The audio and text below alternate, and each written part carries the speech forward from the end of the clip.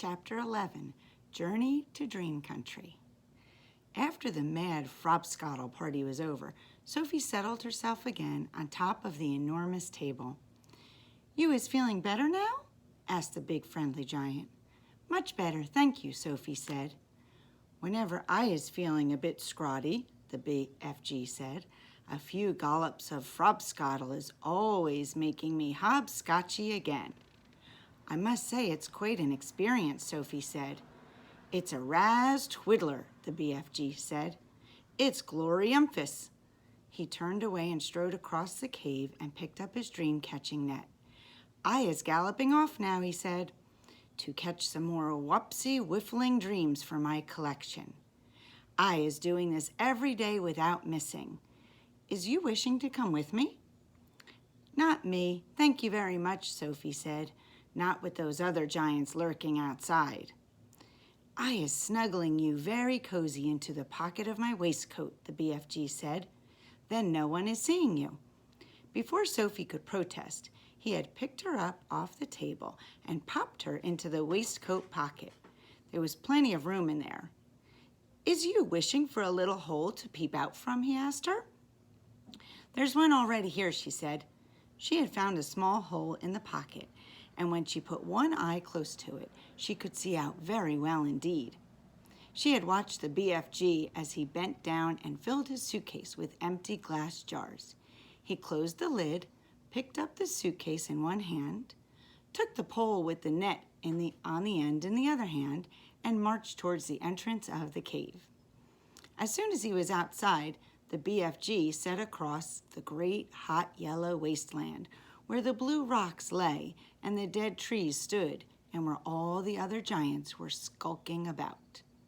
Sophie, squatting low on her heels in the pocket of the leather waistcoat, had one eye glued to the little hole. She saw the group of enormous giants about 300 yards ahead. "Hold your breaths," the BFG whispered down to her. "Cross your fingers. Here we go. We is going right past all these other giants. Is you seeing that whopping great one, the one nearest to us?" "I see him," Sophie whispered back, quivering. "That is the horriblest of them all, and the biggest of them all. He is called the flesh lump-eating giant." "I don't want to hear about him," Sophie said. "He is 54 feet high," the BFG said softly as he jogged along, "and he is swalloping human beings like they is sugar lumps, 2 or 3 at a time." "You're making me nervous," Sophie said. "I is nervous myself," the BFG whispered. "I always get as jumpsy as a jog hopper when the flesh lump-eating giant is around." "Keep away from him," Sophie pleaded. "Not possible," the BFG answered. "He is galloping easily 2 times as quickly as me." "Shall we turn back?" Sophie asked. "Turning back is worse," the BFG said. "If they is seeing me run away, they is all giving chase and throwing rocks." "They would never eat you though, would they?" Sophie asked. "Giants is never guzzling other giants," the BFG said. "They is fighting and squarreling a lot with each other, but never guzzling.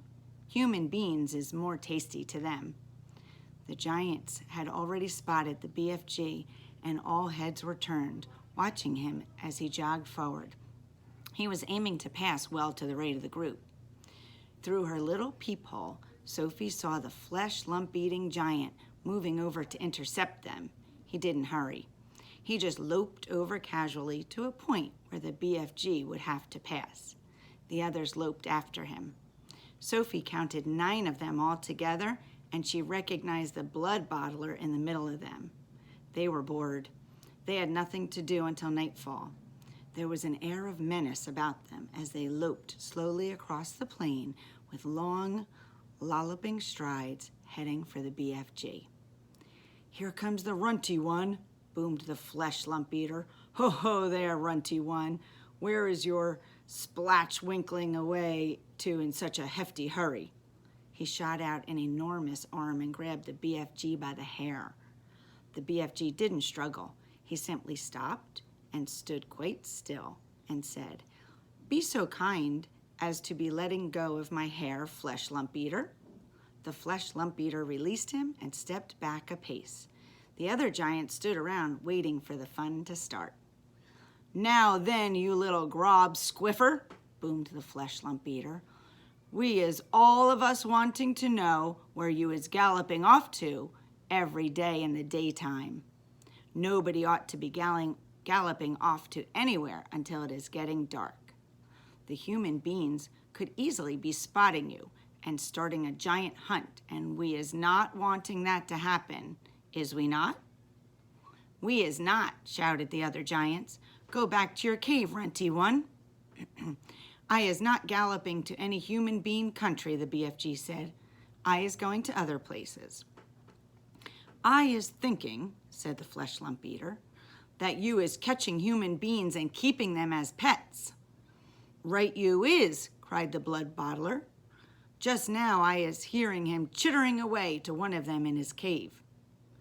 "You is welcome to go and search my cave from frack to bunt," the BFJ answered. "You can go looking into every crook and nanny. There is no human beans or stringy beans or runny beans or jelly beans or any other beans in there." Sophie crouched still as a mouse inside the BFG's pocket. She hardly dared breathe. She was terrified that she might sneeze. The slightest sound or movement would give her away. Through the tiny peephole, she watched the giants clustering around the poor BFG. How revolting they were! All of them had piggy little eyes and enormous mouths with thick sausage lips. When the Flesh Lump Eater was speaking, she got a glimpse of his tongue. It was jet black, like a slab of black steak. Every one of them was more than twice as tall as the BFG. Suddenly, the Flesh Lump Eater shot out 2 enormous hands and grabbed the BFG around the waist. He tossed him high in the air and shouted, "Catch him, man-hugger!" The man-hugger caught him.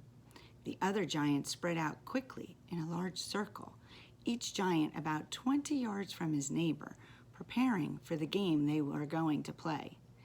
Now the man-hugger threw the BFG high and far, shouting, "Catch him, Bone Cruncher!" The Bone Cruncher ran forward and caught the tumbling BFG and immediately swung him up again. "Catch him, Child Chewer!" he shouted. And so it went on. The giants were playing ball with the BFG, vying with each other to see who could throw him the highest.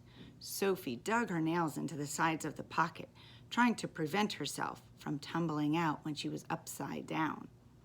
She felt as though she were in a barrel going over the Niagara Falls. And all the time, there was the fearful danger that one of the giants would fail to catch the BFG and he would go crashing to the ground. "Catch him, Meat Dripper! Catch him, Gizzard Gulper! Catch him, Maid Masher! Catch him, Blood Bottler! Catch him, catch him, catch him!" In the end, they got bored with this game. They dumped the poor BFG on the ground. He was dazed and shattered. They gave him a few kicks and shouted, "Run, you little runt! Let us be seeing how fast you is galloping." The BFG ran. What else could he do? The giants picked up rocks and hurled them after him. He managed to dodge them. "Ruddy little runt," they shouted. "Troggy little twit, shrivelly little shrimp, mucky little mudget, scraggly little squib, grobbly little grub." At last the BFG got clear of them all, and in another couple of minutes, the pack of giants was out of sight over the horizon. Sophie popped her head up from the pocket. "I didn't like that," she said. "Phew," said the BFG. "Few and far between. They was in a nasty, crotching mood today, was they not? I is sorry you was having such a whirligig time." "No worse than you," Sophie said. "Would they ever really hurt you?" "I isn't ever trusting them," the BFG said. "How do they actually catch the humans they eat?" Sophie asked. "They is usually just sticking an arm in through the bedroom window and snatching them from their beds," the BFG said. "Like you did to me?" "Ah, but I isn't eating you," the BFG said. "How else do they catch them?" Sophie said. "Sometimes," the BFG said, They is swimming in the sea like fishes, with only their heads showing above the water. And then out comes a big hairy hand and grabbles someone off the beach. Children as well? Often childlers, the BFG said. Little chidlers who is building sandcastles on the beach. That is who the swimming ones are after. Little chidlers are not so tough to eat as old grandmama. So says the child-chewing giant. As they talked, the BFG was galloping fast over the land. Sophie was standing right up in his waistcoat pocket now and holding onto the edge with both hands. Her head and shoulders were in the open and the wind was blowing in her hair. How else do they catch people? She asked. All of them is having their own special ways of catching the human being, the BFG said. The meat-dripping giant is preferring to pretend he is a big tree growing in the park. He is standing in the park in the dusky evening, and he is holding great big branches over his head, and there he is waiting until some happy families is coming to have a picnic under the spreading tree. The meat-dripping giant is watching them as they lay out their little picnic. But in the end, it is the meat dripper who is having the picnic. It's too awful, Sophie cried. The gizzard-gulping giant is a city lover, the BFG went on. The gizzard gulper is lying high up between the roofs of houses in the big cities. He is lying there snuggy as a sniggler and watching the human beings walking on the street below. And when he sees one that looks like it has a whopsy good flavor, he grabs it. He is simply reaching down and snitching it off the street like a monkey taking a nut. He says it is nice to be able to pick and choose what you is having for your supper. He said it is like choosing from a menu. Don't people see him doing it? Sophie asked. Never is they seeing him. Do not forget it is dusky dark at this time. Also, the gizzard gulper has a very fast arm. His arm is going up and down quicker than squinkers. But if all of these people are disappearing every night, surely there's some sort of an outcry, Sophie said. The world is a whopping big place, the BFG said. It has 100 different countries. The giants is clever. They is clever not to be skedaddling off to the same country too often. They is always switch-fiddling around. Even so, Sophie said. Do not forget, the BFG said, that human beings is disappearing everywhere all the time, even without the giants is guzzling them up. Human beings is killing each other much quicker than the giants is doing it. But they don't eat each other, Sophie said. Giants isn't eating each other, the BFG said, nor is giants killing each other.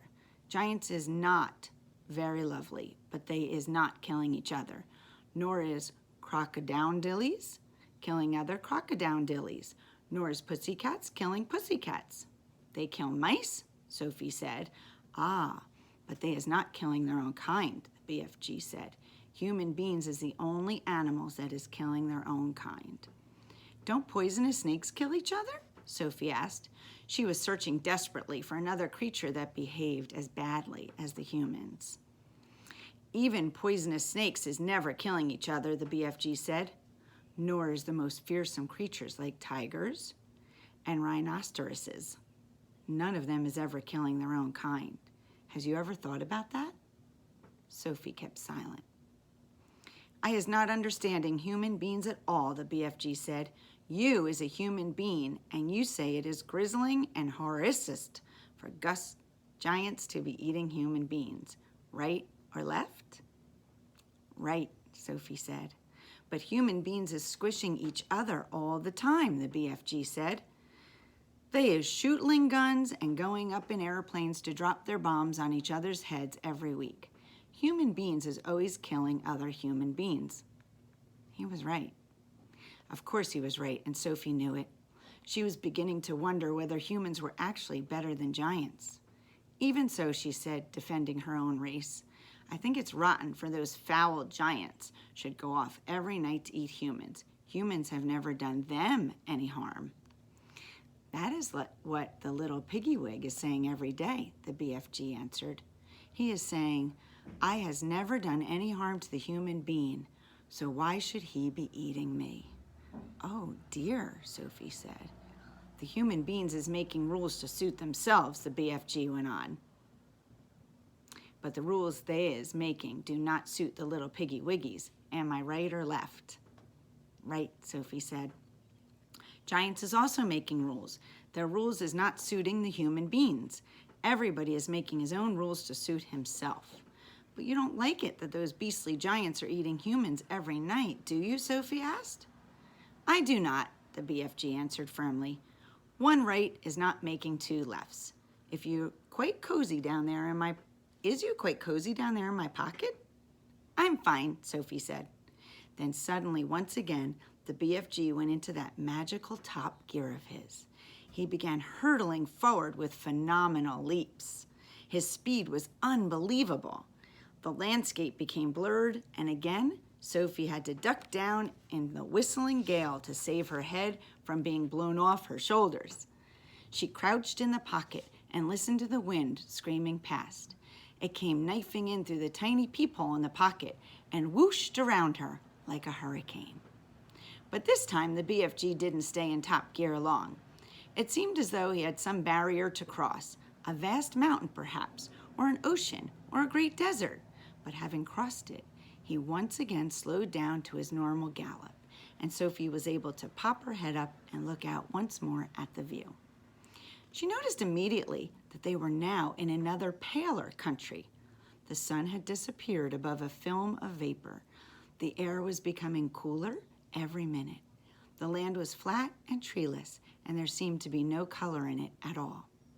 Every minute the mist became thicker, the air became colder still, and everything became paler and paler, until soon there was nothing but gray and white all around them. They were in a country of swirling mists and ghostly vapors. There was some sort of grease underfoot, but it was not green. It was ashy gray. There was no sign of a living creature and no sound at all except for the soft thud of the BFG's footsteps as he hurtled on through the fog. Suddenly he stopped. We is here at last, he announced. He bent down and lifted Sophie from his pocket and put her on the ground. She was still in her nightie and her feet were bare. She shivered and stared around her at the swirling mist and ghostly vapors. Where are we? She asked. We is in dream country, the BFG said. This is where all dreams is beginning.